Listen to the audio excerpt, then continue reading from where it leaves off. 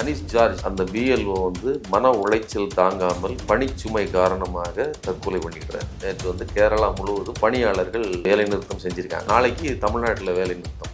அனிஸ் ஜார்ஜோட உறவினர்கள் பத்திரிகையாளர்கிட்ட பேசும்போது கூட அவங்க என்ன சொல்லியிருக்காங்கன்னா, பழைய எஸ்ஐஆர்ல இருந்த அந்த டாக்குமெண்ட்ல இருக்க அந்த விவரங்களை அடிப்படையில் போய் கண்டுபிடிக்கிறது இருக்குல்ல, அந்த விவரங்கள் வச்சு போய் ஒருத்தவங்க பிடிக்கிறது இருக்குல்ல, அதுவே அவர் பல நாள் வந்து பெரிய மன உளைச்சலாக இருந்திருக்கிறாரு. நடக்க வாய்ப்பு இல்லாத, சாத்தியத்துக்கு இல்லாத ஒரு வேலையை கொடுத்து முடிக்கணுன்ற நெருக்கடி கொடுத்துருக்காரு. இது ஒரு டிஜிட்டலைஸ்டு டேட்டாவா இருக்குது. சர்ச் பண்ணோம்னா ஒரு எக்ஸல் ஷீட்ல சர்ச் பண்ண மாதிரி வேர்ல்ட்ல சர்ச் வர முடியாது. அது ஸ்கேன்டு காப்பி. நீ இவ்வளவு பெரிய டிஜிட்டல் இந்தியான்னு மாறுதட்டுற ஊருக்கு, ஆனா அதை ஒரு ஸ்கேன்டு காப்பியை ஒரு டிஜிட்டலைஸ் பண்ணி கூட வைக்கிறதுக்கு முடியாம தான் நீ இருக்கிற. எவ்வளவு பெரிய ஐக்யூ லெவல் உள்ளவனா இருந்தாலுமே இவ்வளவு பெரிய நெருக்கடிக்குள்ள இத்தனை இதை செஞ்சிருன்னு சொல்லி அழுத்தும் போது தலைதான் வெடிச்சு போமே தவிர அவங்க வந்து பிரில்லியண்டா வேலை செய்ய முடியாது. அது அவர்களுடைய குறை கிடையாது. தமிழிசையெல்லாம் வந்து மக்கள் கிட்ட கொண்டு வந்து நிறுத்திடாதீங்க. நான் என்ன சொல்றேன், அவ்வளவு தில்லு தெனாவட்டு இருந்தா பாஜக காரங்க வந்து மக்கள்கிட்ட பேசும். சென்னைக்குள்ள வரட்டும், இறங்கி நின்று எல்லாம் ஈஸியா தனமா இருக்குது, கேட்கட்டும் பார்ப்போம். டிவிகே தோழர்களுக்கு அந்த ஃபார்ம் கிடைக்க மாட்டேங்குது, கொடுக்க மாட்டேன்றாங்க அப்படின்ற சில கம்ப்ளைண்ட்ஸ். இப்போ இருக்கிற ஆட்சியாளர்கள் அவங்களுக்கு கைப்பாவையா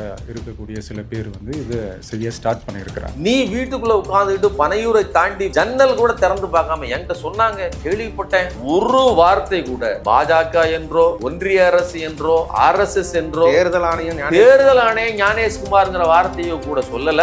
மக்களை முட்டாளாக்குறது, மக்களை முட்டாளாக்குறது மட்டும் இல்ல, குழப்புறது. தேர்தல் ஆணையத்தின் மீது அந்த கோவம் போகக்கூடாது, ஒன்றிய அரசு மீது திமுக ஒன்றிய அரசு இருக்கிற மாதிரி எடுத்துட்டு இருக்காங்க. தேர்தல் கமிஷன்ல முறையிடுறாங்க. ஆனால் அதை அமல்படுத்தக்கூடிய அதிகாரம் யார்கிட்ட இருக்கு? திமுக கிட்ட இருக்கு. ஏன்னா அவங்க தான் இன்னைக்கு முதலமைச்சர். லாட்ரி மார்ட்டின் மருமகனே பாஜகவை பற்றி ஒரு வார்த்தை உன் வாயில என்ன ஆச்சு? நான் புதுக்குழுல பேசிட்டேன். நான் பேசின பேருக்கு திமுக இருக்கு, எல்லாரும் வாயிலையும் என் பேர் தான் வருது, என்னை பத்தியே தான் பேசிட்டு இருக்காங்க. ஊர் ஃபுல்லா நாய் கடிச்சிட்டாலே இது. எல்லாரும் நாயை பத்தி பேசிட்டு இருக்கிறோம். அதுக்காக நாயோட உயர்வு பத்தியா போட்டி புகழ்ந்துட்டா இருக்கான். சொறி நாய் கடிக்குதுன்னு சொல்றேன்டா. அதே மாதிரி இந்த சொறி நாய்க்கு யாரை கடிப்பது என்று கூட தெரிய மாட்டேங்குது. சில பேர் கேட்கறாங்க, 100 ரூபா ஒரு போட்டோ எடுத்து ஓட்டுறது கூட உங்களுக்கு வழி இல்லையா? பீகார்ல பெண்கள் பல பேர் சொன்னது என்னன்னா, 25 கிலோ ரேஷன் அரிசியை விற்று 150 ரூபா வாங்கித்தான் நாங்க பாஸ்போர்ட் சைஸ் போட்டோவே எடுத்தோம் அப்படின்னு சொல்றீங்க. இதெல்லாம் பாவம் இல்லையா? எவ்வளவு பெரிய நெருக்கடி. அதே நெருக்கடி தமிழ்நாட்டில் இருக்கா இல்லையா? ட்ரைப்ஸ் நேயர்களுக்கு வணக்கம். இன்று நிகழ்ச்சியில் நம்மோடு பேச ஊடகவியலாளர் தோழர் சுமன் கவி அவர்கள் இணைந்துள்ளார். வாருங்கள் அவர்கள் பேசுவோம். தோழர் வணக்கம். வணக்கம் தோழர். இந்த எஸ்ஐஆர் ப்ராசஸ் வந்து இப்போ தமிழ்நாடு, வெஸ்ட் பெங்கால், கேரளா, இன்னும் பல மாநிலங்களில் வந்து நடந்துட்டு இருக்குது. அதன் ஒரு விளைவாக ஏற்கனவே வந்து அந்த வேலை ஒரு மாதத்துக்குள்ளே அதை முடிக்கணுன்றதுனால இந்த பிஎல்ஓஸ்க்கு வந்து எவ்வளோ நெருக்கடி இருக்குதுன்றத எல்லாரும் பேசியிருந்தாங்க. அவங்களே வந்து பல இடங்களில் எங்களுக்கு முறையாக சொல்லித்தரப்படலை அப்படின்ற இஷ்யூஸ்லாம் வெளில செய்திகள் வந்துட்டு இருந்தது. அதோட உச்சபட்சமாக வந்து கேரளாவில் இருக்கக்கூடிய கண்ணூர்ன்ற ஊரில் ஒரு பிஎல்ஓ அவர் வந்து இந்த பணி சுமை தாங்காமல் தற்கொலை செஞ்சு இறந்துட்டு இருக்குதா செய்தி வந்திருக்குது. பல அமைப்புகள் கண்டனம் தெரிவிச்சிருக்குது. இப்படி ஒரு பக்கம் இருக்குது, இந்த வேலை பணி சுமைன்றது இவ்வளோ கொடூரமான ஒரு வேலையாக இருந்திருக்குதுன்றது இருக்குது. ஆனால் இந்த வேலையை வந்து ரொம்ப எளிதான வேலைன்னு சொல்லி பேசியிருந்தாங்க. பாஜக சேர்ந்த முன்னாள் மாநில தலைவர் தமிழிசையாக இருக்கட்டும், எடப்பாடியாக இருக்கட்டும், அதிமுக சேர்ந்தனும் ஜெயக்குமார்னு பலரும் சரி, இது ஒரு விஷயமா? ஒரு ஆளுக்கு ஒரு நாளைக்கு 30 ஃபார்ம் கொடுத்துடலாம், ஒரு மாதத்துக்கு 1300 ஃபார்ம் தானே, இதை கொடுக்குறதுலாம் இது ஒரு வேலைன்னு சொல்லி திமுக வந்து இதை தப்பாக வந்து பெனிட்ரேட் பண்ணுதுன்றாங்களே. கண்ணூர், கேரளா மாநிலம் கண்ணூரில் அனிஸ் ஜார்ஜ் அப்படிங்கிற அந்த பிஎல்ஓ வந்து மன உளைச்சல் தாங்காமல் பணிச்சுமை காரணமாக தற்கொலை பண்ணிக்கிறார். இதை தொடர்ந்து நேற்று பிஎல்ஓஸ் எல்லாருமே பாய்காட் பண்ணியிருக்காங்க. அதுக்கு எதிராக, அதாவது இந்த ஸ்பெஷல் இன்டென்சிவ் ரிவிஷனுக்கு எதிராக போராட்டம் அறிவித்து நேற்று வந்து கேரளா முழுவதும் பணியாளர்கள் வேலை நிறுத்தம் செஞ்சுருக்காங்க. நாளிலேருந்து தமிழ்நாட்டில் வேலை நிறுத்தம். ஆமாம், நாளைக்கு தமிழ்நாட்டில் வேலை நிறுத்தம். ஒரு மாதத்துக்குள்ள 30 நாளைக்குள்ள தமிழ்நாட்டை மட்டும் எடுத்துக்கங்க. நீங்கள் ஒரு 6.5 கோடி பேர், 6.5 கோடி பேருக்கும் கொண்டு போய் சேர்க்கணும். ஒருத்தருக்கு 1000 ஃபார்ம் 1500 ஃபார்ம்னு சொன்னாலுமே வெறுமனே ஃபார்மை கொடுக்கறது வேலை கிடையாது. அதில் அவங்க கேட்டிருக்கிற அத்தனை கேள்விகளுக்கும் பதில் சொல்ல வேண்டியிருக்குது. நீங்கள் ஜார்ஜ் விவகாரத்தில் பார்த்தீங்க அப்படின்னு சொன்னால், அவருக்கு பக்கத்தில் இருக்கக்கூடிய வேற பூத் லெவல் ஏஜென்ட்ஸ் பிஎல்ஏக்கள் வந்து ஹெல்ப் பண்ணுறாங்க. சிபிஐ, சிபிஎம், இவர் காங்கிரஸ், இதை சேர்ந்த கட்சி சார்ந்தவர்கள் ஹெல்ப் பண்ணுறாங்க. எதுக்கு? கொண்டு போய் சேர்க்கறது தான்.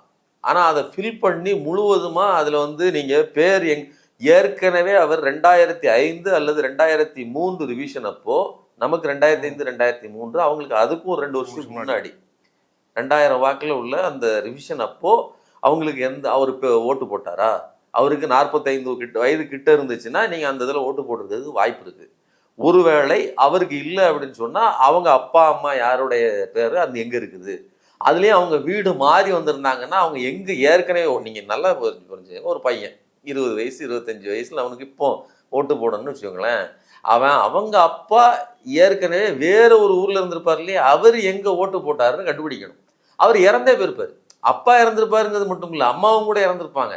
நீங்கள் உறவினருங்கிற இடத்துல வேற ஆட்கள் பேரை, அதாவது கணவர் பெயரை ஒரு அம்மா எழுது, கணவர் பெயர்ல உறவினர் ஏற்றுக்கொள்ள முடியாது அப்படின்னு சொல்றாங்க.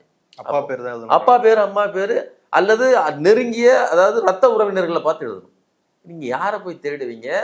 நீங்க வேறு ஊர்களுக்கோ இல்லை பக்கத்து எங்க மாறி இருந்தாலும் 25 வருஷத்துக்கு முன்னாடி ஒருவன் ஓட்டு போட்டது எப்படி, அடுத்தவர் ஓட்டு போட்டது எப்படி தெரியும்?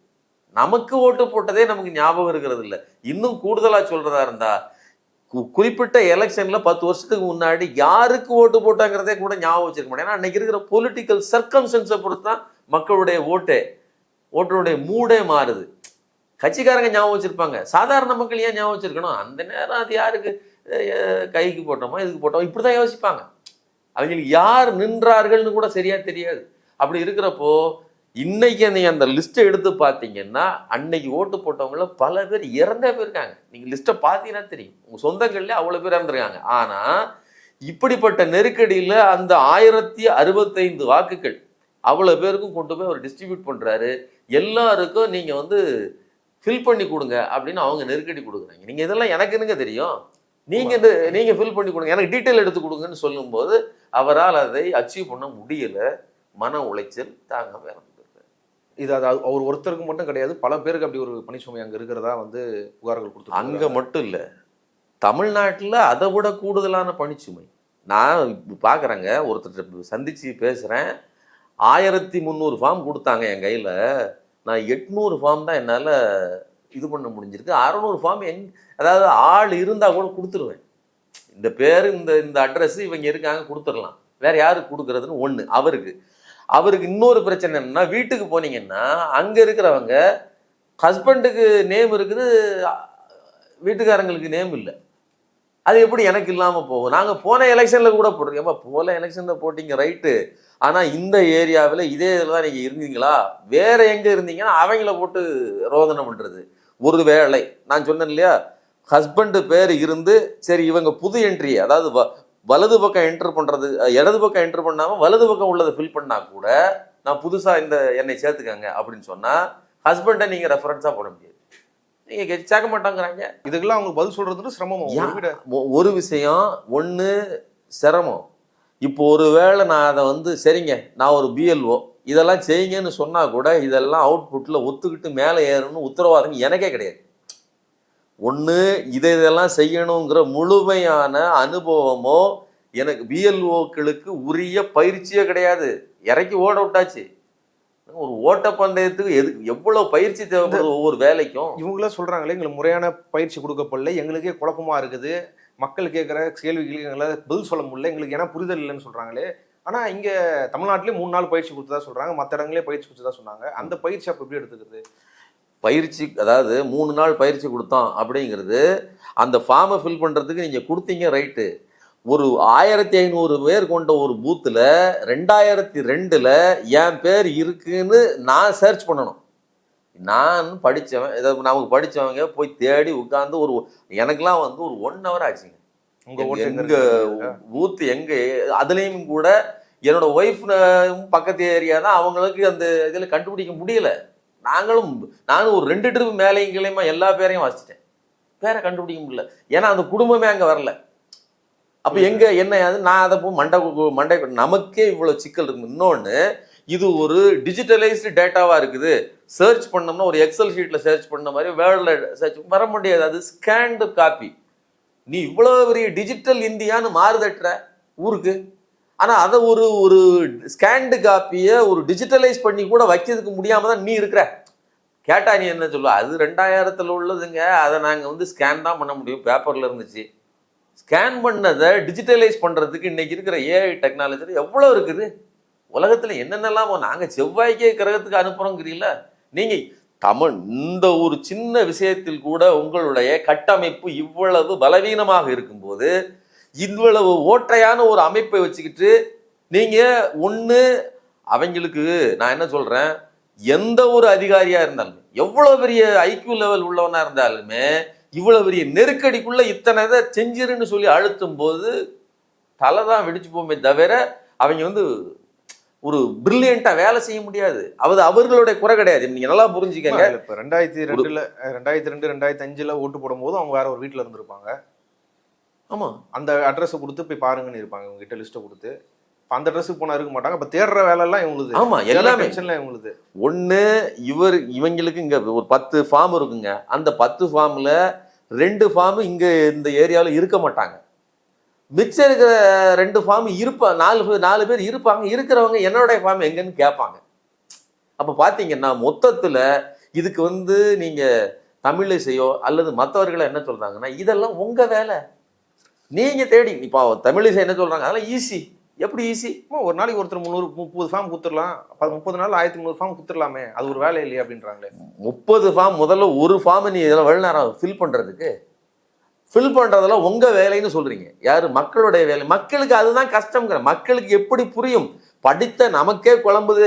2 பேருக்கும் பேரு சரியா இருந்துச்சுன்னா, அதாவது எனக்கு ஆதார் கார்டுலையும் இதுலையும் ஓட்டர் ஐடிலையும் பேர் ஒழுங்கா இருந்துச்சுன்னா எனக்கு பிரச்சனை இல்லை, நான் ஆன்லைன்ல கூட அடிச்சுக்கலாங்கிறாங்க.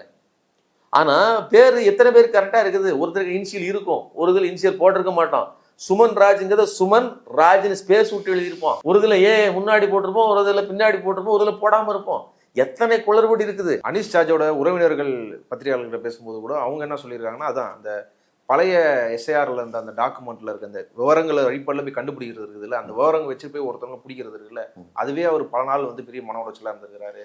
அது நடக்க வாய்ப்பு இல்லாத, சாத்தியத்துக்கு இல்லாத ஒரு வேலையை கொடுத்து முடிக்கணும்ன்ற நெருக்கடி கொடுத்துருக்காங்க. இது அவங்களுக்கு மட்டும், அதாவது ஜார்ஜ் இவ்வளவு பெரிய நெருக்கடியை சந்தித்திருக்கிறார். 1065 பேர்களுக்கான டீட்டெயிலை எடுத்து இவர் எல்லாத்தையும் போய் கண்டுபிடிச்சு கொடுக்கறதுக்கு முடியாத நெருக்கடியில் இருக்காங்க. அவர் ஒருத்தர் மட்டும் இல்லை, இன்னைக்கு இருக்கக்கூடிய எல்லா பிஎல்ஓக்களும் இதே நிலைமையில தான். நான் என்ன சொல்றேன், எலெக்ஷன் கமிஷனோ அல்லது அதை ஆட்டு வைக்கிற மத்திய ஒன்றிய அரசோ தன் தேவைக்காக ஒரு தடாலடியான உத்தரவு போடுது. ஓவர் நைட்ல ஒரு 2016 நோட்டு செல்லாதுன்னு சொன்ன மாதிரி இன்னைக்கு ஓட்டு செல்லாதுன்னு நீங்க அறிவிக்கிறீங்க. உங்க ஓட்டை நீ நிரூபிங்கிறீங்க. இப்ப நான் நிரூபிக்கிறதுக்கு என்னன்னா, இத்தனை ஆவணம் கொடுத்தல, நீ ஓட்டர் ஐடின்னு ஒண்ணு கொடுத்துருக்குற, இந்த ஓட்டர் ஐடி தானே என்னோட ஐடென்டிட்டி. நீ என்ன சொல்ற? இல்ல இது டூப்ளிகேட் ஆயிடும். சரி, ஆதார் அதுவும் கிடையாது, அது ஆப்ஷனல். நீயே பிராக்கெட் போட்டு வச்சிருக்கிற, வேண்டும் என்றால் கொடுக்கலாம். அப்படின்னா என்ன அர்த்தம்? அதுல தேவையில்லைன்னு அர்த்தம். கொடுக்கலன்னா அதை நீங்க வேண்டும் என்றால் கொடுக்கலாம், இல்லை என்றால் கொடுக்கவில்லைன்னு ஒருத்தர் கொடுக்கவே இல்லை யாருமே, அதனால ஒன்றும் பிரச்சனை இல்லை. அப்ப என்ன அர்த்தம்னா, இது எங்களுக்கு தேவையில்லை. அப்போ ஆதார் தேவையில்லை, நீ ஏற்கனவே கொடுத்துருக்கிற ஓட்டர் ஐடி செல்லாது. இது எவ்வளவு பெரிய மோசடி.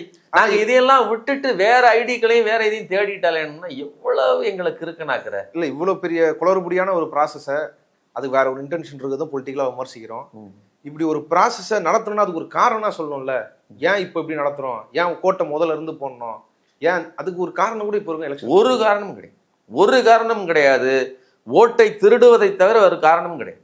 ஓட்டை திருடணும். இன்னொன்று, நீ என்ன வேணாலும் செய்ய. நான் என்ன சொல்றேன், உனக்கு திருடணும், உனக்கு ஆட்சி அமைக்கணும், ஆட்சியாளன் தூக்கணும், இதெல்லாம் உன் பிரச்சனை. மக்கள் என்ன பண்ணுவோம்? உனக்கு நோட்டு பிரச்சனைன்னு சொன்ன லட்சக்கணக்கான பேர் கூட்டத்துல நெருக்கி செத்து, எத்தனை பேர் நெரிசல்ல மூச்சு தடனாங்க, எவ்வளவு நெருக்கடிகளை சந்திச்சாங்க மக்கள். இந்த டிமானிட்டைசேஷன் அப்போ பணம் செல்லாது, எத்தனை கல்யாணங்கள் நின்று போச்சு, எத்தனை பேர் செல்லாதுன்னு காசை வச்சுக்கிட்டு இப்படி நின்னாங்க. என் கல்யாணம் அடுத்த 2 நாள் கழிச்சு வச்சிருக்கிறேன், நகை வாங்க போனா செல்லாதுங்கிறான் அப்படின்னு. இப்படி அப்பவே நீ எங்களை ரோதனை பண்ணவன். இன்னைக்கு மறுபடியும் எலெக்ஷன் கமிஷனை கையில வச்சுக்கிட்டு உனக்கு என்ன இன்டென்ஷன் இருக்கட்டும், எங்களை ஏன் இப்படி பண்றேங்கிற அந்த கோபம் மக்களுக்கு கொந்தளிச்சு போயிருக்காங்க. நீங்க தமிழிசையெல்லாம் மக்கள் கிட்ட கொண்டு நிறுத்திடாதீங்க. நான் என்ன சொல்றேன், அவ்வளவு தில்லு தெனாவட்டு இருந்தா ஒரு பாஜக காரங்க மக்கள்கிட்ட பேசட்டும், ஒரு சென்னைக்குள்ள வரட்டும், இறங்கி நின்று எல்லாம் ஈஸியத்தனமா இருக்குது கேட்கட்டும், பார்ப்போம். மக்கள் கொந்தளிச்சு போயிருக்காங்க. சரி, அது மக்கள் மட்டுமா, பிஎல்ஓஸ் ஆஃபீஸர் எல்லாருமே பெரிய நெருக்கடி. யாராலையும் டார்கெட் அச்சீவ் பண்ண முடியாது. நீ உளறுபடி தான் பண்ண போற. சரி, ரைட்டு, உளறுபடி பண்றதுல நாங்க ஏன் விட்டு கொடுக்கணும்? இப்போ நான் என்ன கேட்குறேன், மக்கள் விட்டு கொடுப்பானா? நீ ஏன் ஓட்டெல்லாம் இல்லைப்பா அப்படின்னா அப்படியான்னு சொல்லிட்டு தலையாட்டிட்டு போகிறதுக்கு என்ன? நான் மற்ற மாநிலங்களை சொல்லலை, மக்களுக்கு அவேர்னஸ் இருக்குது. படிக்கட்டாலும் சரி, நான் போன வருஷம் ஓட்டு போட்டேன், இந்த வருஷம் நான் ஏன் ஓட்டு போடல, எனக்கு ஏன் இல்லைன்னு கேட்கறதுக்கு ஆள் வந்துடுவான். சரிங்களா? அதனால இன்னொன்று சொல்கிறேன், நீங்கள் 6.5 கோடி வாக்காளர், 100 ரூபா ஒரு ஆளுக்கு பாஸ்போர்ட் சைஸ் ஃபோட்டோ எடுக்கணும்னா கிட்டத்தட்ட 6,500 கோடி ரூபாய் மக்கள் செலவு பண்ணுறோம். எதுக்கு? உன் தேவைக்காக, உனக்கு வேணுங்கிறதுக்காக. நீ ஆதார் இன்னொன்று, ஒவ்வொருத்தரும் வேலை சோழியை போட்டுட்டு தான் 3 நாள் வந்து நிற்கணும். முதல் நாள் ஃபார்ம் வாங்குறதுக்கு, 2வது ஃபார்மை ஃபில் பண்ணுறதுக்கு, 3வது உங்கள்கிட்ட சப்மிட் பண்ணிவிட்டு, 2வது ரிவிஷனில் வந்துட்டான்னு பார்க்கறதுக்கு, ஒவ்வொன்றுக்கும் வரணும். ரிவிஷன் ஒரு வேளை வரலன்னா நான் மறுபடியும் போய் கலெக்டர் ஆஃபீஸ்லையோ அல்லது கோர்ட்லேயோ போய் நிற்கணும். இவ்வளோத்துக்கும் என் வாழ்க்கையில் நான் வந்து எல்லாத்தையும் போட்டுட்டு வந்து நிற்கணும்னா சாதாரண மக்கள் எப்படி வந்து நிற்பான்? சில பேர் கேட்குறாங்க, 100 ரூபா ஒரு ஃபோட்டோ எடுத்து ஓட்டுறது கூட உங்களுக்கு வழி இல்லையா அப்படின்னு கேட்குறான். பீகாரில் நடந்த ஒரு அதாவது கருத்து கேட்பு கூட்டம், பெண்கள் ஆண்கள் அங்கே பங்கேற்றவர்கள், மக்கள் எல்லோரையும் கூப்பிட்டு எஸ்ஐஆர்ல பங்கெடுத்துக்கிட்டவங்க, பிஎல்ஏஸ் பிஎல்ஓஸ் எல்லாரையும் கூப்பிட்டு ஒரு கருத்து கேட்டு கூட்டம் ஓப்பனா நடத்தும் போது அதுல வந்த பெண்கள் பல பேர் சொன்னது என்னன்னா, 25 கிலோ ரேஷன் அரிசியை விற்று 150 ரூபா வாங்கித்தான் நாங்க பாஸ்போர்ட் சைஸ் போட்டோவே எடுத்தோம் அப்படின்னு சொல்லியிருக்காங்க. நீங்க பீகார் வறிய மாநிலம் அவர்கள் அப்படின்னா எவ்வளவு பேர் ரேஷன் அரிசியை வாங்கி வாழ வேண்டிய நிர்பந்தத்தில் இருப்பாங்க பாருங்க. அந்த ரேஷன் அரிசியை வித்துத்தான் பாஸ்போர்ட் சைஸ் போட்டோ எடுத்தே ஒட்டணும்னா 7.25 கோடி பேர் கொண்ட அந்த மாநிலத்துல எத்தனை மக்களை நீங்கள் பாஸ்போர்ட் எடுக்கிறதுக்காக ரேஷன் அரிசி விற்க வச்சு, இதெல்லாம் பாவம் இல்லையா? இது எவ்வளவு பெரிய நெருக்கடி. அதே நெருக்கடி தமிழ்நாட்டுக்கு இல்லையா, இருக்கா இல்லையா? அதே மாதிரியான ஏழை மக்கள் அந்த கஷ்டத்தை இன்னைக்கு அனுபவிச்சுட்டு தான் இருப்பாங்க. அங்க கேட்டாங்க, சொன்னாங்க, இங்க கேட்கறதுக்கு இன்னும் மக்களுக்கு சொல்ல வரல.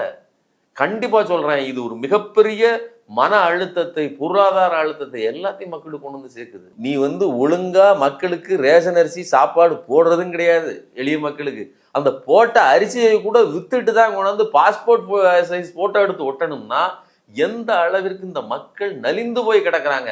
அவங்களை நசுக்கி இன்னைக்கு நான் ஜெயிச்சிட்டேன்னு மாறு தட்டிட்டு வெற்றி கொண்டாடங்க ஆடிட்டு இருக்கீங்கன்னா எவ்வளவு பெரிய அயோக்கியத்தனத்தை கொஞ்சமும் கூச்சம் இல்லாம நீங்க செஞ்சிட்டு இருக்கீங்க அப்படின்னு நம்ம உண்மையிலே பார்த்த ரத்த கண்ணீர் வருகிறது. ஒரு பக்கம் இது மக்களுக்கும் சரி, அந்த பணியை செய்யக்கூடிய பிஎல்ஓக்கு இருக்கிற நெருக்கடியை பேசுறோம்.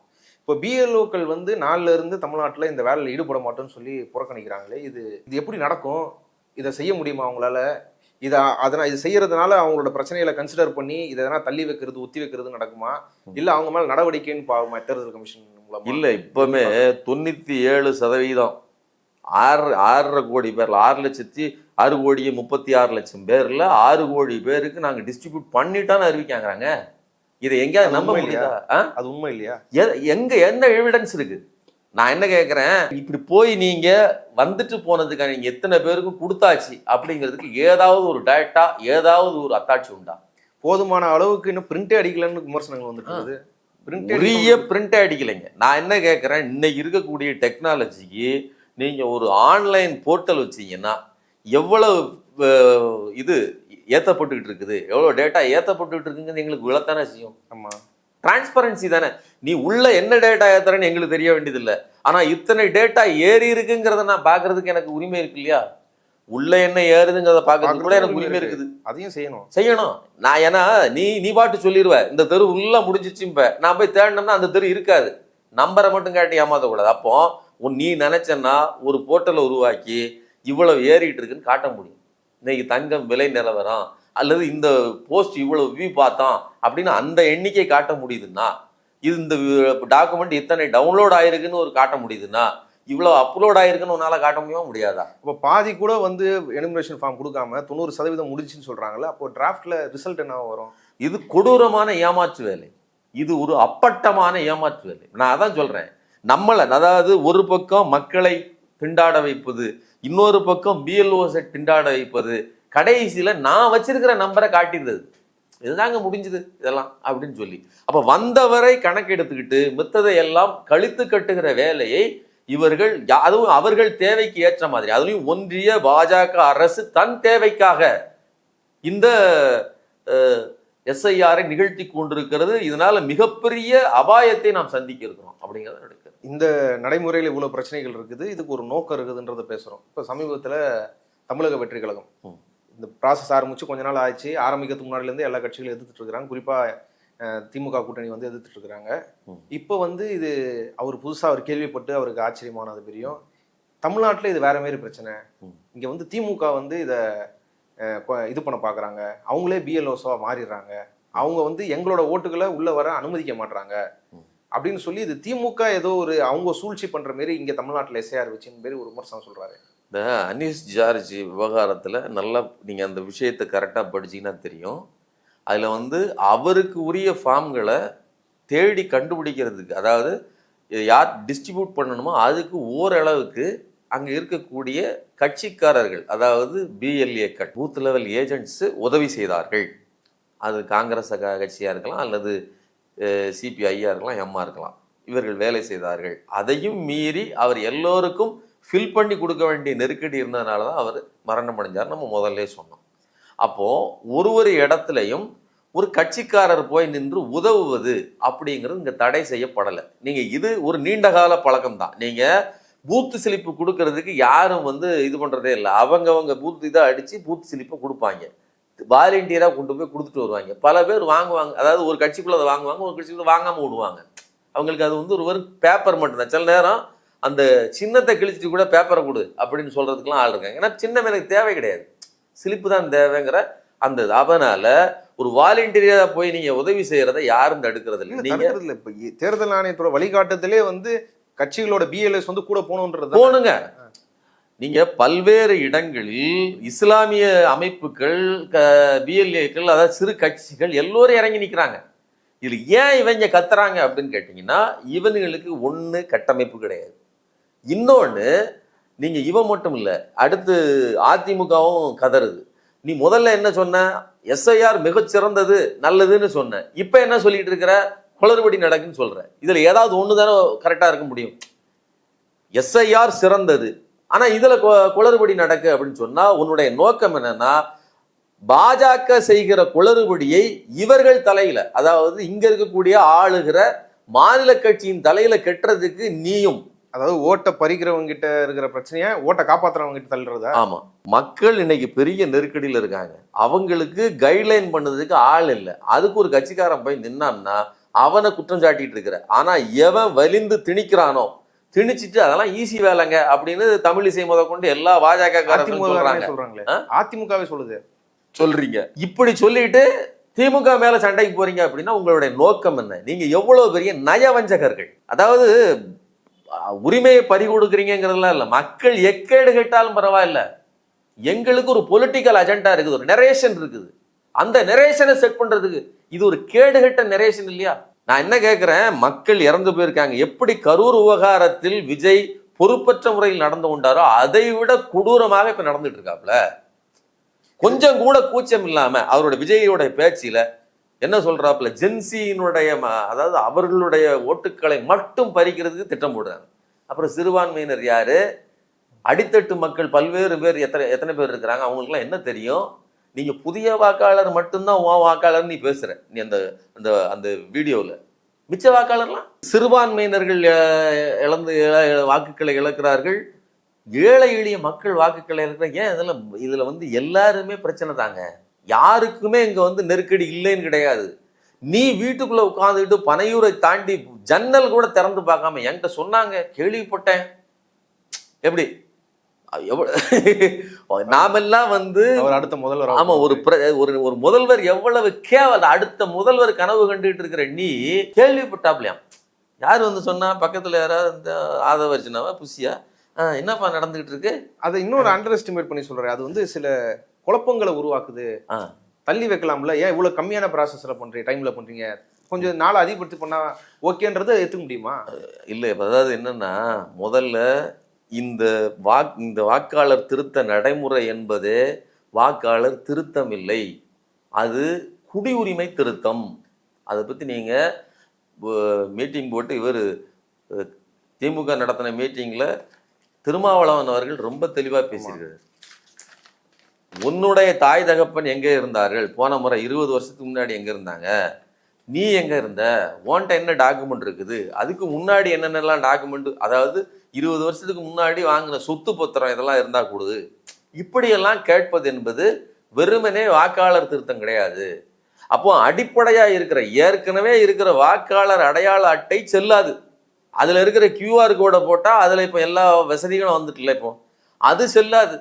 உங்கள்கிட்ட ஏற்கனவே பூர்வாத்திரத்தை கொடு. உன்னுடைய நீ முன்னாடி என்னென்னலாம் செஞ்சுட்டு இருந்த, உங்க தாத்தா யாரு, பாட்டி யாரு, உன் குடும்பம் என்ன, நீங்க எங்க இருந்து வந்தீங்க போனீங்க, எல்லாத்தையும் கொடுன்னு கேட்பது தன்னுடைய அதிகார வரம்பை மீறி இந்த தேர்தல் ஆணையம் வாக்காளர் திருத்தத்தை அல்ல குடியுரிமை திருத்தத்தை செய்கிறார்கள். நீங்க CAA அப்படின்னு சொன்னா அதை எதிர்ப்பீங்க, சண்டை போடுவீங்க, எல்லா கட்சிக்காரங்களும் ஒன்னா வந்து நின்றுட்டு கோவப்படுவீங்க, ஆர்ப்பாட்டம் பண்ணுவீங்க. அதே மாதிரி NRCயை கொண்டு வர்றோம், நாங்க வந்து குடியுரிமை திருத்த பேரேடு தயாரிக்கிறோம் அப்படின்னு சொன்னாலும் பொங்குவீங்க. அப்ப நாங்க வேற வழியில வரோம் அப்படின்னு சொல்லித்தான் இவர்கள் இதை செய்து கொண்டிருக்கிறார்கள். இதற்கும் ஓட்டுக்கும் சம்பந்தம் இல்லை, இந்த வாக்காளர்களுக்கும் சம்பந்தம் இல்லைன்னு அவர் சொன்னார். அதுதான் ரொம்ப முக்கியம். அப்ப நீங்க கேட்டீங்க இல்லையா, எதுக்காக செய்கிறோம்னு கூட சொல்லாம இவங்க இவ்வளவு நெருக்கடி கொடுக்காங்கன்னா அவங்க அதுக்காக தான் செய்யறாங்க. ஆனா அதுக்காகன்னு சொல்ல முடியாதுங்கிறதுனால சொல்லலை. சரி, இவ்வளவு பெரிய இதை தூக்கி தலையில, நம்ம தலையில பாஜக RSS, அவர் அதையும் சொல்றாரு, திரும்ப சொல்றாரு, RSS அஜெண்டா அது நம்ம தலையில தூக்கி சுமத்துது. அவன் நீ தான் உன் பொறுப்பு, நீ உன்னை ப்ரூவ் பண்ணிக்கோ, நிரூபிச்சுக்கோ நீ யாருன்னு அப்படின்னு நம்ம தலையில தூக்கி கொண்டு நிறுத்துது. இதை பற்றி பேசுகிற விஜய் ஒரு வார்த்தை கூட பாஜக என்றோ ஒன்றிய அரசு என்றோ RSS என்றோ தேர்தல் ஆணையம் ஞானேஷ்குமார்ங்கிற வார்த்தையோ கூட சொல்லல. அதை விட்டுட்டு நம்மளுடைய அரசியல் எதிரி நீங்களா நாங்களான்னு நாம் யாரை சொல்லுகிறோம், அவர்கள் தான் இதையெல்லாம் செய்கிறார்கள். மக்களை முட்டாளாக்குறது, எவ்வளவு மக்களை முட்டாளாக்குறது மட்டும் இல்ல, குழப்புறது. இது அவங்க முட்டாளாகிறது. அதாவது மக்கள் ஏற்கனவே இப்ப மக்களுக்கு பிரச்சனைங்க, நெருக்கடிங்க, மக்கள் அதாவது வெடிச்சு போயிருக்கிறான். என்ன பண்ணலாம், இது தப்பு, இப்படி நடக்க நம்மளுடைய உரிமை வரி போகுது அப்படின்ட்டு சரியா தேர்தல் ஆணையம் யார், அது யார் கையில இருக்குது அப்படின்னு அவனுக்கு நல்லா தெரியும். ஒன்றிய அரசின் கையில இருக்குன்னு சின்ன குழந்தைக்கு கூட தெரியும். அப்ப நீ தெரியாத மாதிரி நடிக்கிறன்னா, நீ தெரியாத மாதிரி நடிக்கல, உன்னை நம்பி இருக்கிற நீ சொல்றதும் சரிதான் ஏற்றுக்கொள்ளக்கூடிய பெண்களோ அல்லது இளவட்டங்களோ இங்க இருக்கக்கூடிய திமுக பக்கம் திரும்பி 100 பேர்ல ஒரு 10 பேர் திரும்பி கேள்வி கேட்டா கூட அது லாபம் தானே நினைக்கக்கூடிய ஒரு அயோக்கியத்தனமான வேலையை நீ தேர்தல் ஆணையத்தின் மீது அந்த கோபம் போகக்கூடாது, ஒன்றிய அரசு மீது அது கோபம் போகக்கூடாது. நீ வந்து பாஜக செய்ய வேண்டிய வேலையை நீ செஞ்சுக்கிட்டு இருக்கிற. அப்போ நீ நான் என்னன்னு சொல்லுவேன், நீ வந்த உடனே பாஜகவினுடைய கைக்கூலி ஏன் சொன்னா இதுதான் கைக்கூலி தானா? இல்ல, அவங்க இது ஒன்றிய அரசு தான் இது பொறுப்புன்னு தெரியாம கூட இல்ல. ஆதவர்ஜுனா அந்த ஆர்ப்பாட்டத்துல பேசுறாரு, எலெக்ஷன் கமிஷன் வந்து இங்க தமிழ்நாட்டுல ஏன் பீகார் மீறலன்னா, பீகார்ல வந்து ஆண்டதே பாஜகவோட கூட்டணி தான், இங்க திமுக ஆளுது, எதிர்கட்சி ஆளுது, இங்க மாநில அரசு கொடுக்குற தகவலை தான் தேர்தல் ஆணையம் எடுத்துக்கும், யார் யாரை சேர்க்கணும் சேர்க்கக்கூடாது, மாநில அரசு தான் அந்த வேலையை கட்டுப்படுத்துறதுன்னு சொல்றாரு. இது எப்படி எடுத்துக்கிறது? மாநில அரசு இங்க கட்டுப்படுத்துகிறதா? அப்படிதான் சொன்னாரு. யாரடா ஏமாத்துறீங்க உங்களுக்கு? அதாவது என்னன்னா, இவனுக்கு அதான் சொல்றேன், இவங்க முட்டா பசங்க கிடையாது, இவங்க தெரியாம பேசல, இவங்க திட்டமிட்டே திசை திருப்புகிறார்கள். பிரச்சனை பாஜக RSS, குறிப்பா திருமா அவர்களினுடைய பேச்சுக்கு கணக்கு பண்ணீங்கன்னா RSS-இன் திட்டம் இது. நீ குடிமகனா இல்லையா, இந்த நாட்டுல வாழ தகுதி உள்ளவனா இல்லையா, போனா என்ன நடக்கும், போனா அதுக்கப்புறம் இந்த நாட்டின் குடிமகனுக்கான உரிமை எதெல்லாம் உண்டோ அதெல்லாம் உனக்கு கிடையாது, அப்படித்தான் ஆக போகுதுன்னு அவர் சொல்றாரு. ஆனா இதை பற்றி எல்லாம் துளியும் கவலை இல்லாம நீ இங்க இருக்கக்கூடிய ஓட்டு கட்சியை பிடிச்சி திட்டிட்டு இருக்கிற. ஒரு ஓட்டு கட்சி, அதுவும் தன் தலையில் தூக்கி போட்டுக்கிட்டு எவ்வளவு போய் உதவ முடியுமோ அந்த மக்களுக்கு உதவி செஞ்சுக்கிட்டு இருக்கிற ஒரு கட்சியை போய் நின்றுக்கிட்டு, இன்னைக்கு கூட இவர் உதயநிதி சொல்லியிருக்கிறார், ரொம்ப எச்சரிக்கையா இருக்க வேண்டியிருக்குது. முன்னாடிலாம் ED CBI இதெல்லாம் வச்சுதான் மிரட்டினாங்க, இப்ப தேர்தல் ஆணையத்தையே வச்சு மிரட்டிட்டு இருக்காங்க. அதனால சாதாரணமா நீங்க இதை வந்து எதிர்கட்சிகளாக இருக்கிற நம்மை ஒடுக்குவதற்கு முயற்சி பண்ணிட்டு இருக்காங்கன்னு சொல்றாரு. இது உண்மை. இருக்கிற எல்லா ஆயுதங்களையும் பயன்படுத்தி நம்மளை நசுக்கியாச்சு, மிச்சம் இருக்கிறது இந்த தேர்தல் ஆணையம் தான், அதையும் வச்சு நம்மளை நசுக்குவதற்கு வேலை செய்கிறார்கள்னு அவர் சொல்றாரு. இது வெறுமனே அந்த கட்சிக்கு மட்டும் இல்ல, கட்சி நசுங்குது, பெரிய கட்சி, அதுக்கு கீழே ஒரு அரசு இருக்குது, அரசும் நசுங்குது, அந்த அரசுக்கு கீழே மக்கள் இருக்காங்க, மக்களும் நசுக்கிறாங்க. இவ்வளவு பெரிய நசுக்குதலை ஏற்படுத்துகிற பாஜகவை பற்றி ஒரு வார்த்தை உன் வாயில என்ன ஆச்சு? நான் என்ன சொல்றேன், லாட்ரி மார்ட்டின் மருமகனே, உன் வாயில ஒரு வார்த்தை சொல்வதற்கு உன்கிட்ட இல்லையா? நீ என்ன தைரியம்? உனக்கு என்ன தெனாவட்டு வாழுது? அவர் திமிரு சொல்றாரு, தெனாவட்டு. நான் பொதுக்குழுல பேசிட்டேன், நான் பேசின பேருக்கு திமுக எல்லாரும் வாயிலும் என் பேர் தான் வருது, என்னை பத்தியே தான் பேசிட்டு இருக்கிறாங்க அப்படின்றாங்க. ஊர் ஃபுல்லா நாய் கடிச்சிட்டாலே இது, எல்லாரும் நாயை பத்தி பேசிட்டு இருக்கிறோம். அதுக்காக நாயோட உயர்வை பத்தியா போட்டி புகழ்ந்துட்டா இருக்கோம். சொறி நாய் கடிக்குதுன்னு சொல்றேன்டா. அதே மாதிரி இந்த சொறி நாய்க்கு யாரை கடிப்பதுன்று கூட தெரிய மாட்டேங்குது. மக்களுக்கு இவ்வளவு பெரிய பிரச்சனை இருக்குது, நீ பாஜகவை கடிக்கிறத விட்டுட்டு திமுக மேல சாடுற அப்படின்னு சொன்னா நீ எவ்வளவு பெரிய அயோக்கியத்தனத்தை பண்ணிட்டு இருக்கோன்னு நான் சொல்றேன். இப்ப இது என்ன பெருமையா உனக்கு? அயோக்கிய நாயே அப்படின்னு நான் கேட்போம்ல. அவங்க அதே கூட்டத்துல என்ன சொல்றாங்கன்னா, இந்த பிரச்சனையை வந்து தேர்தல் ஆணையத்துக்கு மேல இருக்கு விமர்சனமா அவங்க என்ன சொல்றாங்கன்னா, இதை வந்து முன்னாடியே பிரபலப்படுத்தி இருக்கணும், பெரிய பெரிய கிரிக்கெட் நட்சத்திர வீரர்கள், சினிமா ஆக்டர்ஸ் இவங்கெல்லாம் கூப்பிட்டு முன்னாடியே விளம்பரம் பண்ணியிருக்கணும். அதை தவறிட்டாங்க. அதை பண்ண ஒரே தலைவர் வந்து விஜய் தான். வீடியோ போட்ட ஒரே நாள்ல 3 கோடி பேர் பார்த்துட்டாங்க. அவரால் தான் இன்னைக்கு வந்து நடக்க போகுது.